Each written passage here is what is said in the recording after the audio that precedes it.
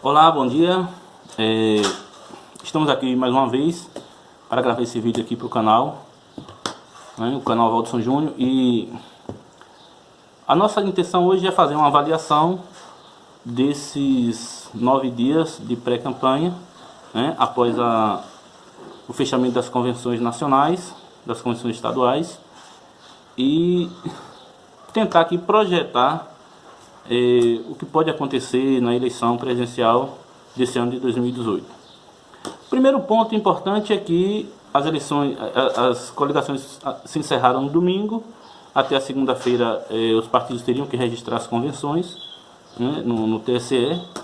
Um fato novo, mais uma vez o TSE ele age de forma autoritária, intervindo na independência dos partidos.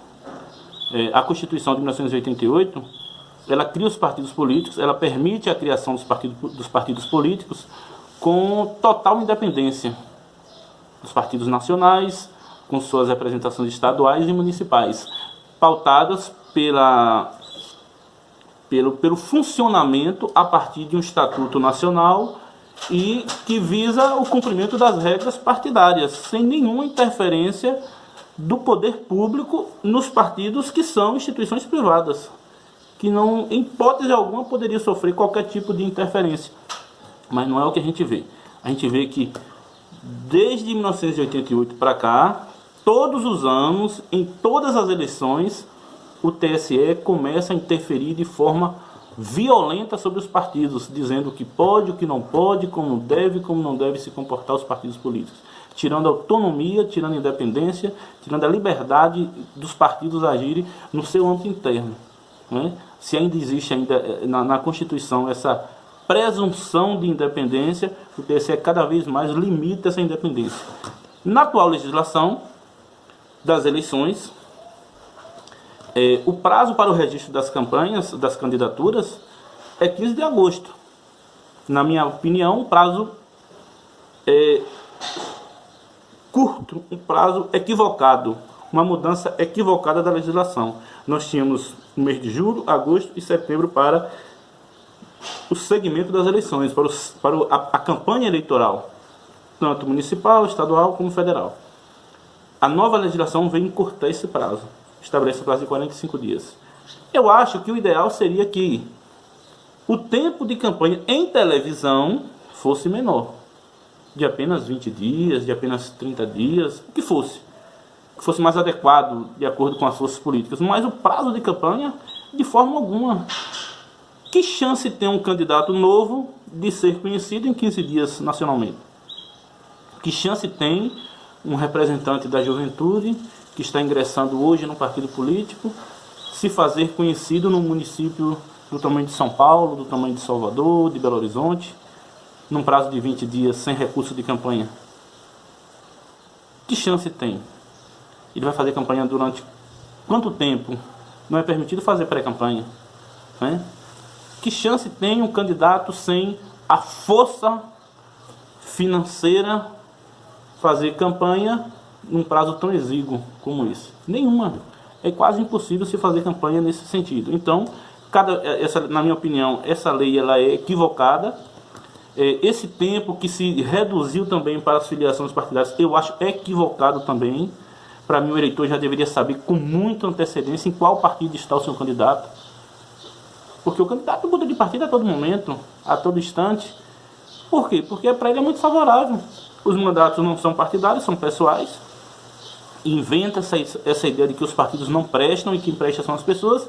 Mas no final das contas você vê que cada candidato, cada deputado, cada senador tem o seu mandato como algo individual e não oferece resposta ao partido que o elegeu. Dessa forma, eu não posso votar se eu tenho um candidato senador de um partido que eu sou simpático e eu voto naquele candidato em função das ideias que aquele partido defende. Ele vai lá e muda de partido e eu perco meu voto, mesmo tendo ganhado a eleição. Ou então ele vai para um partido que é adequado para se ganhar a eleição, mas não tem a equalização das ideias daquele partido, e aí muda para um outro partido que lhe oferece a estrutura necessária para ter um maior desempenho, para ter maior visibilidade, ou para alcançar altos cargos, ou para, de certa forma, participar do Estado. Então, esse tempo de campanha e esse tempo de filiação partidária, eu acho equivocado. Eu acho que a legislação anterior era até muito melhor nesse sentido. O ruim da legislação anterior era o tempo de campanha na televisão, que era realmente muito longo. Bastava se fazer uma alteração naquele sentido ali. Pois bem, registrada as coligações, e aí nitidamente se viu que foi um ataque aos partidos que estavam fechando campanha ainda para formar seus vice-presidentes, seus candidatos a vice. Nesse caso aí, todos os partidos estavam pendentes em função da conjuntura atual de se fechar uma coligação, de se fechar, de se indicar um candidato a vice, né? De se fechar uma coligação com os outros partidos. Todos os candidatos estão tendo problemas gravíssimos, tanto é que as coligações não representam uma diversidade. Se a gente pensar bem, o PT fecha com o PCdoB, é uma coligação já antiga. Ciro Gomes vai buscar no PDT sua vice. Não tem novidade nenhuma nisso aí. Não houve uma composição. O PSDB vai buscar... Alckmin vai buscar lá no Rio Grande do Sul, com Ana Amélia, sua candidata a vice. Ou seja, esse é um movimento de centro-direita para mais à direita ainda. Bolsonaro não conseguiu encontrar um vice também. Ninguém quis ser vice de Bolsonaro. Ele foi obrigado a aceitar lá o tal do Mourão. Bolo já tinha fechado uma coligação com a Índia, com um representante dos movimentos indígenas, e é uma coligação que é muito já vinculada às ideias do PSOL, ou seja, não traz uma ampliação da visão partidária do PSOL. É algo mais ou menos assim, nós estamos nós com nós mesmos. Quase todas as coligações foram nós com nós mesmos, ou seja, não houve uma amplitude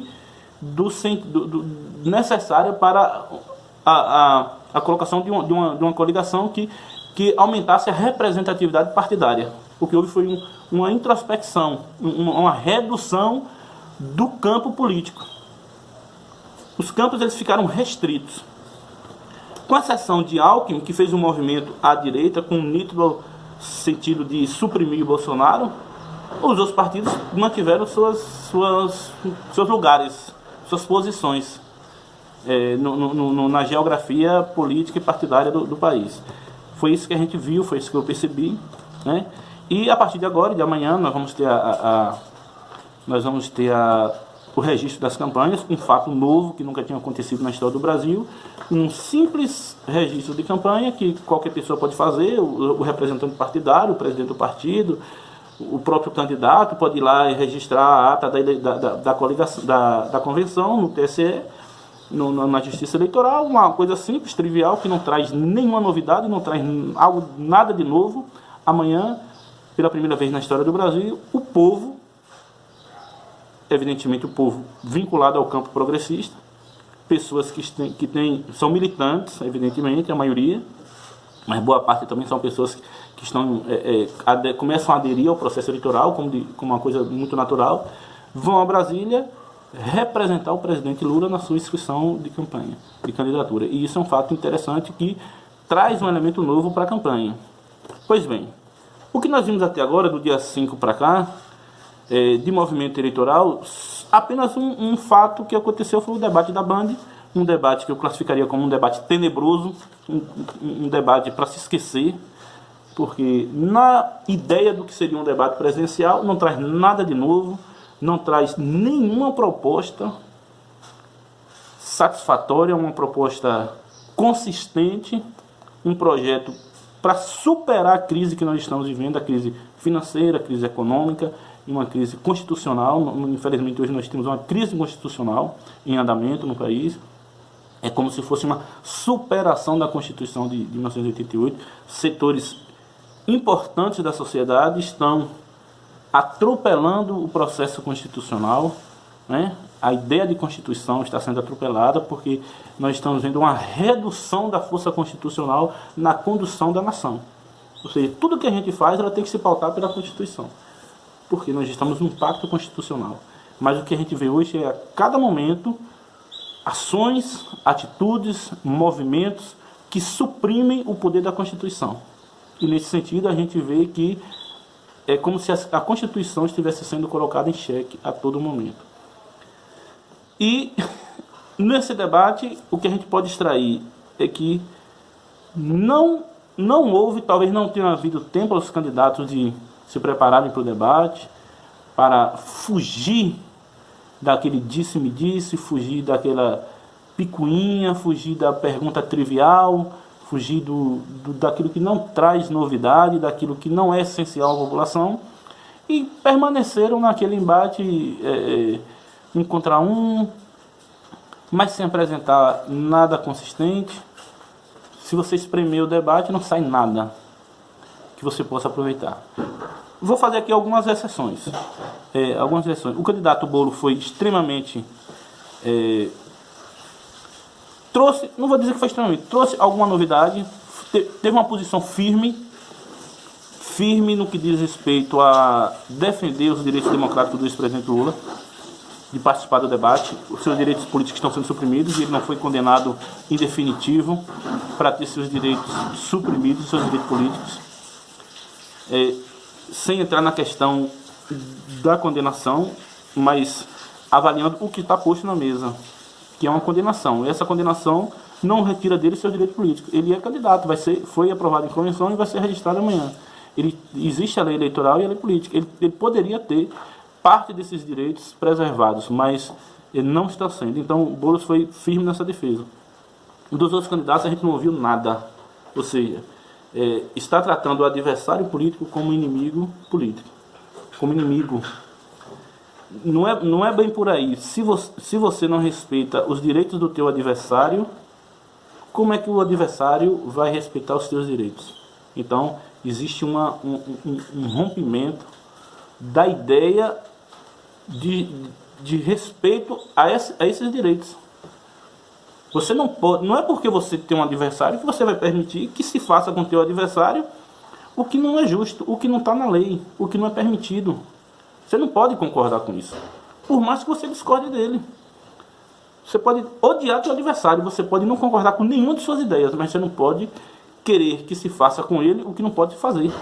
Você não pode querer que ele seja destruído por uma via injusta, por uma via que está fora da lei, que não está de acordo com o sentimento de justiça, de acordo com o sentimento legal do que ainda estamos vivendo sob a égide da Constituição de 1988. Então, nesse sentido, Boulos foi extremamente feliz, em detrimento dos outros candidatos que perderam a oportunidade de demonstrar senso de justiça e até benevolência em relação nesse sentido.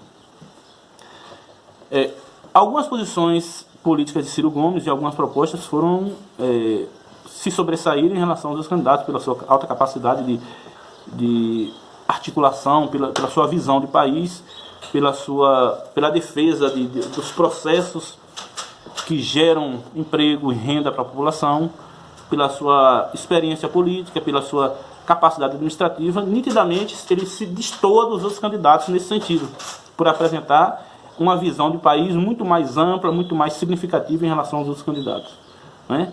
O Alckmin realmente está muito abaixo do que se esperaria de um candidato que é o candidato do mercado, que é o representante do governo, que é um candidato que tem a força política que se estabeleceu a partir do PSDB, do Centrão, uma história política, que foi governador 4 vezes do principal estado da nação. Então, foi muito fraco, muito abaixo, inclusive gerando pontos positivos para o seu adversário principal atualmente, que é o Jair Bolsonaro, que ocupa a mesma faixa política, que é a faixa conservadora, a faixa que está à direita do processo, né?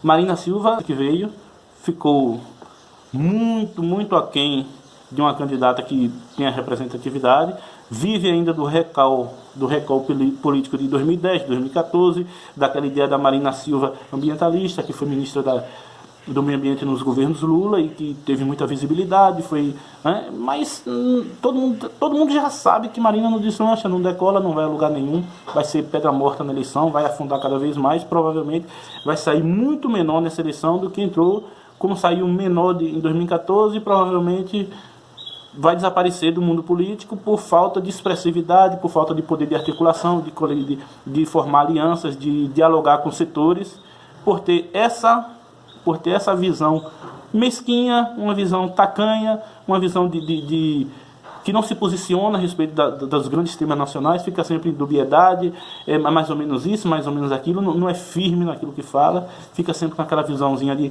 os melhores daqui, os melhores daquela. Então não sabe que o mundo político é feroz, é uma disputa, é um debate de poder, e se você não se apresenta de forma clara, objetiva, se você não delimita seu campo político de ação, se você não se apresenta à sociedade quais são as ideias que você vai defender de forma muito clara e nítida, você tende a desaparecer. E é isso que talvez, provavelmente, vai acontecer com aquela senhora, né?